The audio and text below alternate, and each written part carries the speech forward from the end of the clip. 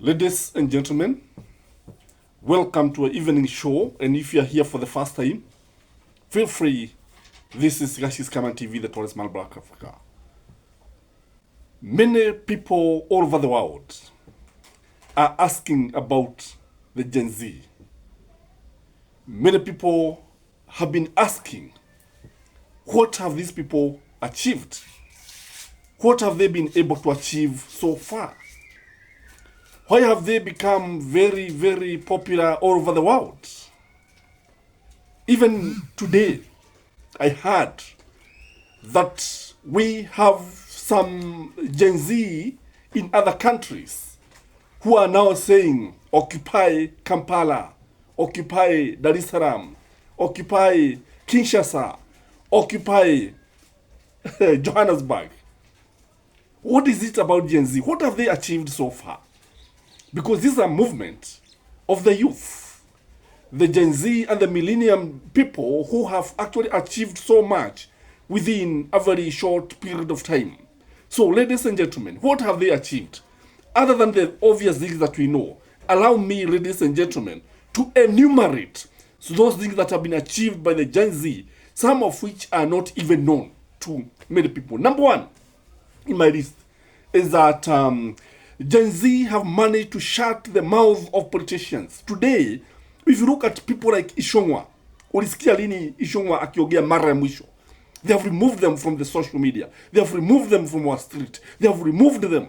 You know, Kenyan politics had become extremely toxic. Kenyan politics had become very, very dirty.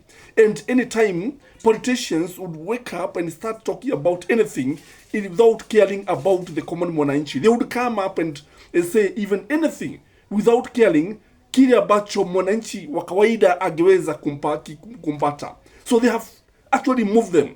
And today, mwananchi is somebody who is respected by the Kenyan politician. Number two, in my view, is that they have also removed politicians from the church. You know, what he had done in the Kenyan churches, they had become like political rallies, whereby you would find politicians wakienda pale kwa pesa na magunia, wengine kwa mikebe, wengine kwa makaratasi mabahasha makubwa, na wangeweza kutumia pesa zetu. So Kenyans, Gen Z have told them, we don't want blood money. They have even given warning to our church leaders, because the church leaders were told that ensure that these people do not actually step on the pulpit, ensure that they are not given any chance to mislead the common mwananchi. This is a big achievement, if you ask me, because now they have also made sure that even the church must look at the way it has been handling its followers. The other thing is that the Gen Z have removed William Samoei Ruto and the politicians from the campaign trail.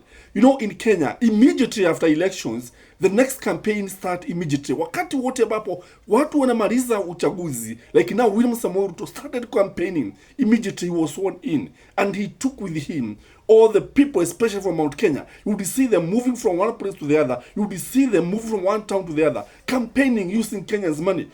So they have been removed from the top of Land Rovers, because most of the time ugewaona pale. Something else, William Samoei Ruto had become a tourist president. He would move from one country to the other, and unknown to many people, William Samoei Ruto so far has traveled over almost 50 countries, just less than 2 years in office. Lakini ameenda kila mahali, ametembelea kila mahali. The latest, I think, was Italy.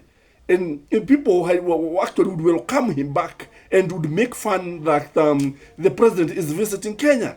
So when you look at the president today, since the Gen Z movement started, William Samoei Ruto has not been able to leave office. I think ni mara moja mara mbili ambapo tumemwona akienda Nakuru pale, akaenda Nyandarua, na anaenda akiwa sasa peke yake pale na watu wachache sana. And that is very, very good, because the president is not misusing the money, because initially, William Samoei Ruto would take a chopper, a jet, and pay something like 200 million at the expense of Kenyans.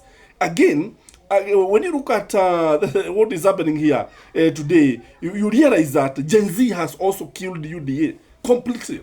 The party is dead. The party of William Samoei Ruto is dead.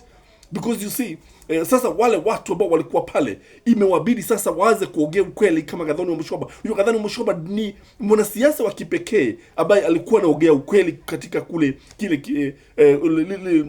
chama cha William Samoei Ruto. And Azimio is also dead as I talk today. If you ask me, Azimio is on its deathbed, and that is why Kalonzo and Raila Amolo Odinga and Uhuru Muigai Kenyatta cannot see eye to eye. Because what Gen Z did is that they created a vacuum. Once they killed Azimio and they also killed UDA, they created a power vacuum. And Raila, because you see, politicians will always take the opportunity that comes with any political vacuum. So what Raila did, he occupied that vacuum. And that is why very soon we are going to see Raila Amolo Odinga like a co-president. This country is going to have a co-president because Raila will be very, very powerful, and it's just a matter of time before Raila form cabinet with William Samoei Ruto. This is what is happening in our country. This is a lot of achievement, and si mambo rahisi, ni mambo ambayo labda hatukuwa tukiyatarajia. And again, when you look at it, IBC is now almost in place. Hapo beleni, William Samoei Ruto's government would take Kenyans like it is not their country. I don't know how you'd look at them. You'd look at them with contempt. And yani, hakuwa na jali. Yani, a country whereby the commissioners are forced out of office, and once they are forced out of office, we move on like nothing is happening. We have some places that we are supposed to have by-elections. They have not been conducted. But now, the Gen Z have forced William Samoei Ruto to hurriedly reconstitute IBC. So this is not a simple achievement again. Again, when you look at it, you realize that William Samoei Ruto cabinet was chased away. It is Gen Z who chased the cabinet. Because you see, these people are not delivering. These people are just there. Wengine wakiwa pale wanaiba bolea, wengine wanaiba sukari, wengine wanaiba dawa, wengine wanaiba chochote, mafuta kupikia bila kujali. So what have happened to this country is that these people, the cabinet ministers, have been chased away from town by these people. Today, William Samoei Ruto has only one cabinet. Imagine, a country with just one cabinet minister, Musalia Mudavadi. I know those of you maybe who are in diaspora did not know that Kenya has only one cabinet minister. Where did you find this, ladies and gentlemen? And that's why we are thanking Gen Z for what they have done. Remember, they also outran parliament, and they occupied the parliament.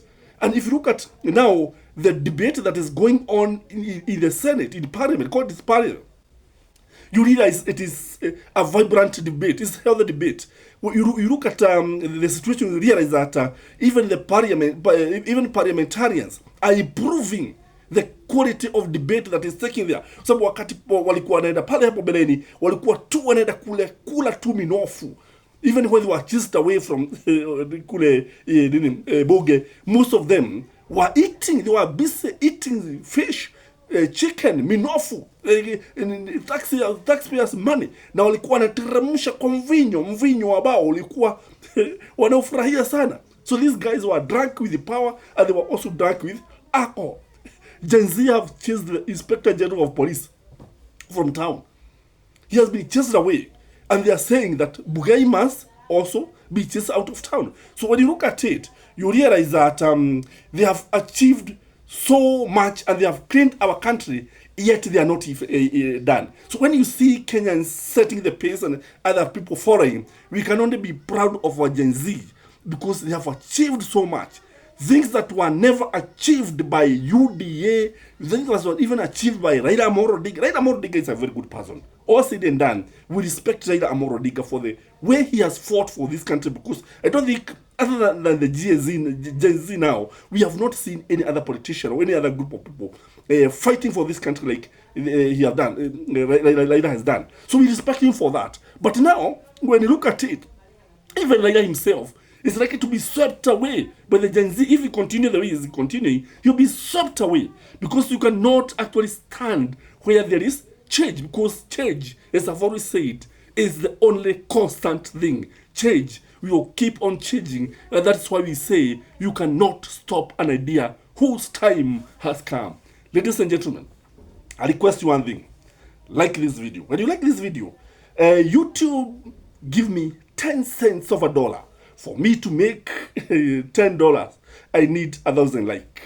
Let your like today count. Let your thumbs up count today. Comment, share, and have a blessed evening. Bye-bye.